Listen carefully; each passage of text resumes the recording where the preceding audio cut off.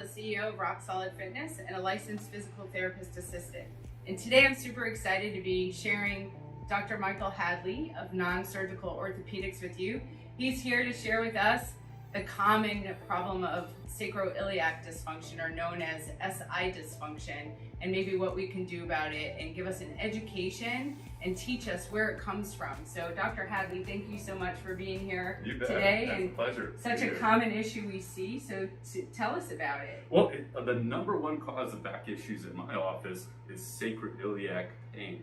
And so what is sacroiliac pain and problems? Well, it's this low back pain. Can be in the sacroiliac joint itself or in the buttocks. It can even refer down the legs. So why does it happen? Well, when people bend forward, normally this sacrum slides between the two pelvic bones. But almost invariably, in everybody who has this sacroiliac pain, it gets stuck on one side, and you get this kind of crabbing, kind of sideways motion that pushes that joint into that joint, and that causes pain. And it can even irritate the nerves in there, kind of mimic pinched nerves, and it can be excruciating. The key thing is to get it back in place, but more importantly than that, how do you keep it in place? And that's where the stabilization exercises come in and are really important. So stabilization exercise, well, first you get rid of all the tight muscles, the specific over hypertonic tight muscles, and then you stabilize all the weak muscles to help keep that in place. So it sounds like you're saying like hypertonic, like one side of muscles are really contracting and trying to protect that joint from moving, making the problem even worse. Exactly. So exacerbating the pain. Yeah. Some intervention from a practitioner would be beneficial at that moment to kind of get things moving and teach that muscle to relax a bit before you would go into like stabilization exercises. Is that what I'm hearing you say? You could go into it, that week. Okay. Yeah. Okay. But you've heard probably of the piriformis muscle, how that gets tight. That contractions right here. When that's tight, it'll cause instability, exacerbating the pain here. Gotcha. So going back anatomically, what's happening is these ligaments get loose. There's these joints called the sacroiliac ligament, and basically it's like a tight rubber band holding that in place. Over the years of bending, lifting, twisting, or auto accidents or any accident, those become stretched out. And so you can be put back in place, but then it just gets out of place. It gets crooked and it gets stuck on one side, and that's what causes the pain there. Gotcha. Sometimes we think, and we're not sure, but we think like exercise technique over the years can also create a lot of SI dysfunction. People taking bars to the floor and doing all kinds of... I have so many people come into my office where they've done an incorrect position of an exercise and caused this to go out of place. Right, yeah. Exercise is good for you unless it's done incorrectly, right? Like anything. Absolutely. Yeah, I've heard that there's only about 2 degrees of motion in that joint. Is that true? It's extremely slight, yeah. They used to think it was immobile, but we've proven that it is definitely a mobile joint. Yeah, is there anything else that people should know about the cause, or like some activities that might exacerbate the issue if you're having that issue? What, like, little simple things to do and not to do? Yeah, like not to carry a purse or a briefcase, something heavy on one side, and have arm swing on just one side. Why? Because when you swing your arms, this arm swing causes this joint to unlock, and this arm swing helps this joint to unlock. So when you're like walking a dog and you just have one arm swinging, that's also really bad. It'll get one side stuck. And that's why activity is so important, because sometimes you can unlock it yourself, but sometimes you do need the help of a professional. For sure. That I never thought of the arm swing. That's a great thing now for us to ask our clients, because most of them have dogs and they probably are, not moving both arms. Exercises plus adjustments work for 85% of my patients. Some of my patients, about 15%, end up needing regenerative injections like prolotherapy or stem cells, and that actually tightens and thickens this ligament, making it more like you were in your young 20s. So that's not needed most of the time. Stabilization exercises are more important, and in my opinion, the place to start. Awesome. And so prolotherapy and those things kind of take a structure that has no ability to contract, that's overstretched, and kind of bring it back to normal. Yes. So is there some validity to being over corrected, maybe over manipulated that stretches ligaments out too over time? Is there Well, you would want to be manipulated, let's say once or twice a week for months on end. As an osteopath, our goal is to get you to not need us anymore. And so we want to get the stabilization through exercising, strengthening the muscles, and then if needed, some regenerative injections. Yeah, I think when I saw you, I had a 2-year problem that was an SI problem, and you looked at me and said, if we can't get you well in 2 visits, then you need to go somewhere. I think it was 3, and you got me well in 2 visits. Yeah, so it was great. So it works to get that thing unstuck, and then to stabilize the joint afterwards seems to keep it. But the most common injury is a re-injury. So to think that we're not going to have that show up again, so we must take care of it, and we must be proactive. SI dysfunction can show up as pain in many different areas of your body. It can show up in your low back, right directly in the sacroiliac joint, little dimple. It could be going down the back of your leg, or maybe even the side of your leg, right in your groin area where your pubis symphysis is. So if you're experiencing low back pain, or really any kind of pain, it's important that you get on the floor to do these exercises that will help stabilize you in a safe manner. So just like if you were to have just low back pain, you want to try to approach the floor onto all fours first. And then you can go onto your belly and then try to roll over as one unit onto your back. So I'll be sitting up and down trying to explain to you what it is that we're doing, but I wanted to definitely show you how to get down on the floor. So let me talk to you about isometric exercise. There's different kinds of exercise that you can do, or different kinds of contractions. A concentric contraction, as in your bicep in this example, is when your muscle contracts and gets shorter. An isometric contraction is when your muscle is contracting against a force, but there's no movement or range of motion happening in the joint. And then an eccentric contraction is when that muscle is contracting under load, but it's lengthening. So sometimes that's referred to as the negative, or really when you're lowering the resistance. So what we're going to be talking about first is isometric contractions. And usually, at Rock Solid Fitness anyway, if we're doing an isometric hold or an isometric contraction, we want you to hold your posture, but work as hard as you can so you put forth a maximum effort and you get maximum results. But for any kind of stabilization exercise or program, you want to make sure that your isometric contraction is at about 50% of your maximum effort. So I want you to think about that as I share these exercises with you. So a contraction is going to take 5 seconds, an isometric contraction, but you're going to kind of ramp up for 1 second, hold it at 50% of your maximum effort for 3 seconds, and then kind of come out of that contraction slowly for a second. So the idea is that you're gradually increasing and slowly decreasing the contraction of the muscle so that there's not a quick movement. That can be trauma whenever there's a quick movement that happens in a joint. So I'm going to go over just a few exercises that can help actually, if your pelvis or your sacroiliac dysfunction is coming from something being off, which is typical, this might go ahead and adjust you into space. And if it's from something that you just want to stabilize, you've already gotten yourself adjusted and you just want to maintain that, then it's going to do both of those things for you. So again, I'm going to go back down onto my back. I'm going to take a couple of things with me as I go down onto my back. And so the first thing I want to show you is doing hip extension on one side and hip flexion on the other side of your lower extremities. And again, remember, these are isometric contractions that we're going to do. So I'm first going to straighten my right leg, and then I'm going to bring my left foot off the floor, and I'm going to maintain a 90-degree angle here in my hip. So just a nice right angle here in my hip and a right angle here in my knee. And what I'm going to do is I'm going to make sure first that I have a nice neutral spine, that I'm maintaining that. So if you have not learned how to find your neutral spine, you would go and reference our low back exercises to do that, but basically it's just maintaining the natural curve in your spine by isometrically contracting your abdominals. So I am in a nice neutral spine. I'm going to straighten my right leg. I'm going to bend my left leg. And I'm going to start that slow contraction with my hip flexors. So this left leg is, my knee is coming toward my face. And with my hip extensors on my right, I'm going to be pushing the back of my knee into the floor of the mat. Again, I'm going to ramp up 1 second, kind of a gentle start.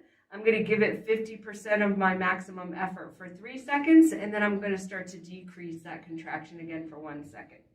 So I'm going to push the back of my right knee into the pad. I'm pulling my left knee to my face. I'm not letting anything move. The floor is stopping my right leg, and my hand is stopping my left leg, and I relax the contraction. And I'm maintaining that nice neutral spine. I'm doing it again. Maintaining that neutral spine, embracing my abdominal muscles, and relaxing. So of course I'm going to make sure I get the other side as well, maintaining this neutral spine, 90 degrees in my right hip, and I'm going to do the same thing. Push my left knee down into the mat, my right knee toward my face, maintaining an all good posture, ramp it up for 1, hold it for 3, and decrease for 1. I'm going to do each of those exercises, or each of every exercise I'm sharing with you. I'm going to do them 3 to 5 times each. So as you're maintaining, you don't have to do them as often, but as you're working to get yourself used to it, and you're maybe trying to adjust and stay in a place where you've been in pain and you're now out of it, you might want to do 5. If this is just your maintenance that you're doing every other day for the rest of your life, maybe you're just doing 3.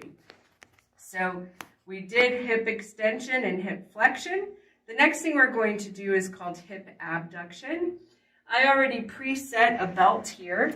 This is actually a gait belt. You can use any kind of belt that you have at home. And this is already preset so that when I separate my knees, when I'm lying on my back, my knees are going to be the same width as my hips. So you always want to maintain like a neutral posture and everything.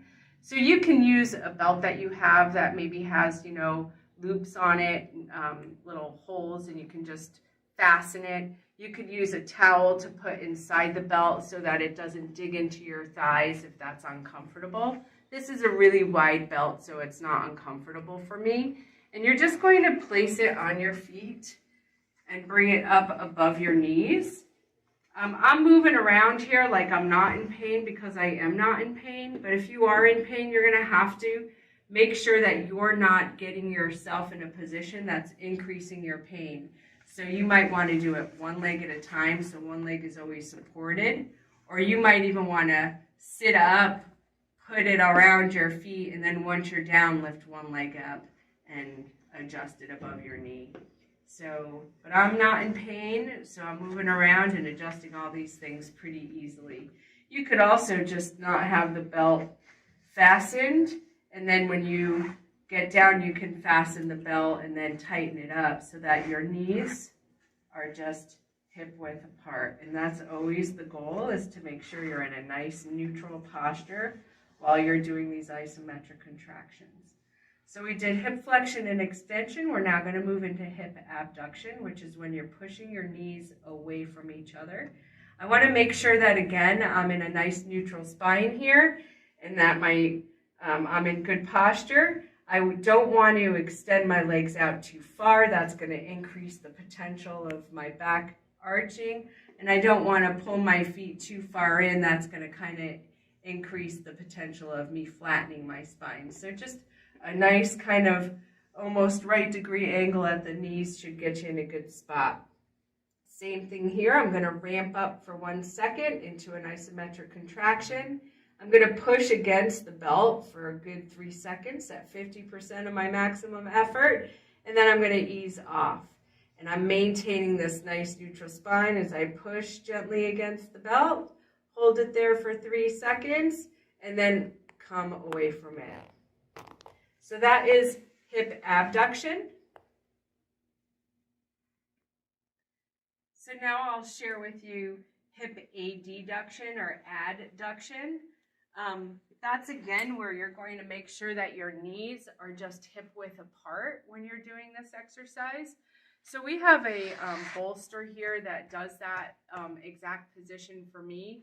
You could also roll up a thick blanket at home, or you could get a pillow or maybe even a little beach ball, something that you can push against with 50% of your pressure without it collapsing, so that you're maintaining your posture. But I'll share with you how this works. So again, you'll lay down on your back. You'll have either a pillow, a ball, a bolster between your knees, making sure that they are hip width apart.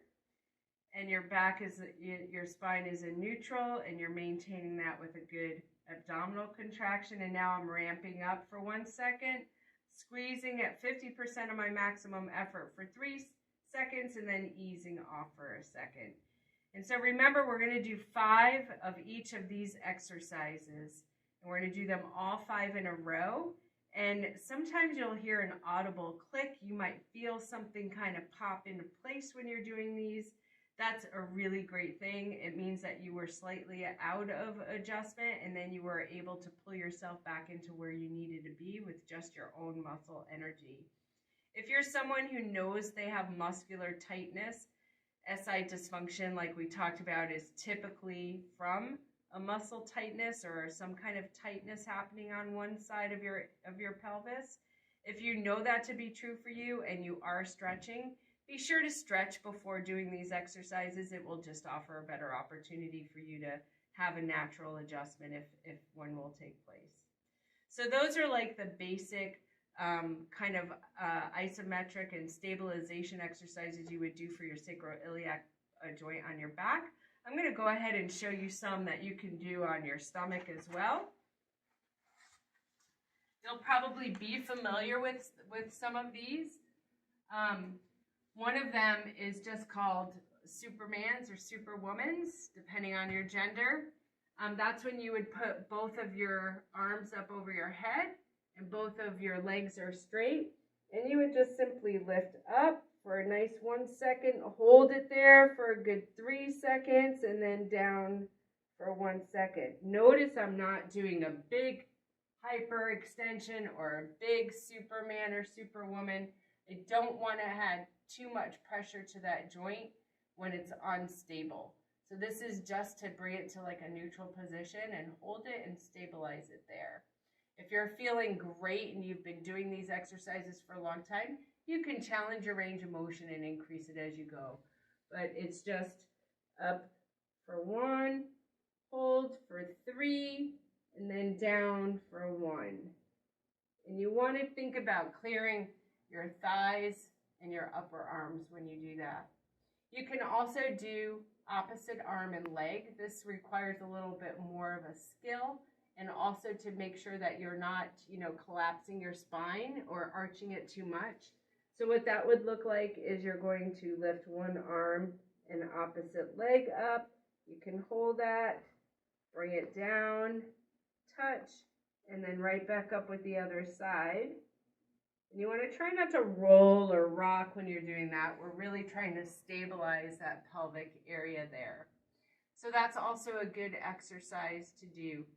There's also advanced exercises you can do. So maybe a little advanced exercise would be to lie on your side and to go through a little bit more of a range of motion with resistance for these muscles in your hips.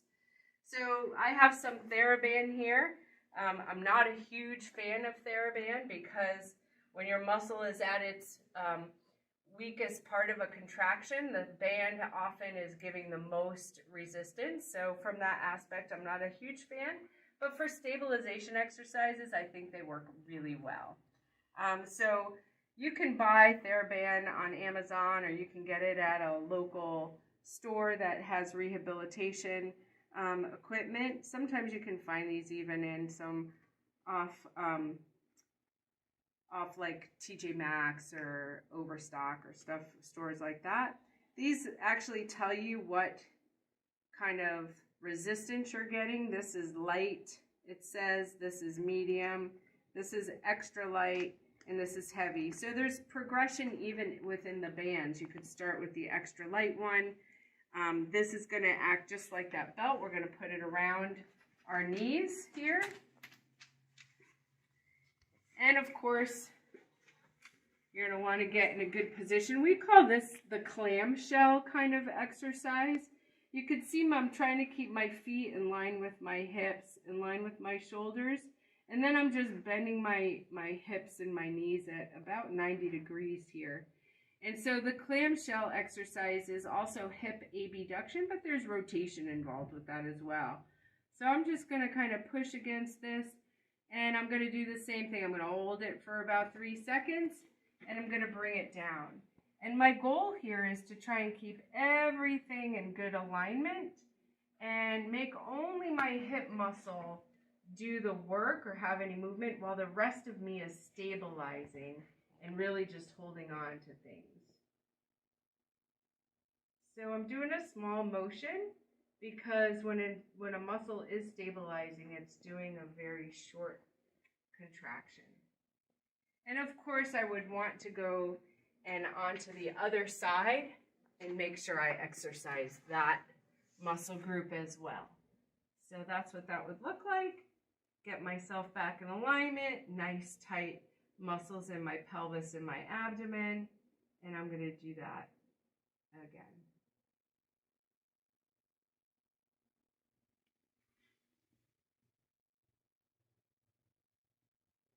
Excellent. So another very advanced exercise for stability in your pelvis would be to go in the position of what we call quadruped. So that's when you're on all fours. Whenever you're in quadruped or weight bearing on your shoulders, it's important to know that if you have a shoulder injury, you probably don't want to do that. It sometimes will take your bones and push it up into the joint space and not feel really good. So if that's happening to you, you don't want to continue on. And of course, if ever you have pain when you're doing an exercise, especially if it's like that familiar pain that made you realize you had an injury, you don't want to push through that kind of pain. A little muscle discomfort or a little muscle burning is normal sometimes. But to get in quadruped, you're going to make sure that when you get on all fours, you want your knee underneath your hip, and you want your hands underneath your shoulder. And you want to make sure that you're maintaining a good neutral spine by keeping your abdominal muscles contracted. You don't want to let your back arch, or you don't want to flatten out your spine. You want to have a nice neutral spine there, and it's important to maintain your abdominal muscles in an isometric contraction to make sure that happens. So unless my camera person tells me I'm out of alignment here, and I think it's always good for you to have somebody check on you. It's never good to be out of alignment and start the exercise. So I just got the head shake that my hands are under my shoulders and my knees are under my hips. So now what I'm doing is just maintaining this position. Can be difficult for people who don't have the ability or the endurance in their muscles to hold them in the right place. So if you find this to be challenging, then hang out here. Challenge yourself. See how long you can do it, and maybe try and get to 3 minutes without losing your posture or exhausting yourself. So you want to make sure you're always in good posture. When you can do that for 3 minutes and you feel safe with it, you can start to just lift one arm up and one arm down. And the whole goal here is that even though I'm doing this, there's not movement anywhere in my midsection. If I was unstable, this is what things would look like. I might, every time I lift my arm, I would collapse. So you want to, if you feel that, you want to stop, you're not ready for the exercise, the goal is to be able to lift an arm without motion. When you can master that, and that's not too hard for you, then you can go and try and do the same thing with your legs. Again, it's going to take concentration and a nice strong abdominal muscle to just lift up, extend, and then kind of slide back in. And this is a challenge for me as well. It's been a while since I've done them, or I've had to do them. Even though I'm very strong, I haven't practiced the skill in a little while. So I could feel the challenge, and you'll feel that too when you haven't developed a skill for something. So this is all about skill development and getting the endurance of your muscles again. So once you can do arms separately and legs separately, we can combine them. We could do opposite arm and leg, maintaining that nice neutral spine, and back to the center. And if it looks like I'm working for this, good, because I am. And I'll see if my camera person thinks I did a okay job with that in maintaining that spine. So I hope that this helps you. Sacroiliac dysfunction is a serious thing. You definitely want to make sure that you're stretching, because most of the time it is caused from a tightness on one side and maybe too much movement on the other side. So that side that needs stretching, you need to identify that with a clinician who does a good job or a good assessment and will be able to reveal that to you. If you're a Rock Solid Fitness client, of course, we can figure that out for you and help you with that. So I hope this SI Dysfunction exercise video has helped you. Please leave a comment below and make sure you subscribe to our channel. Thank you.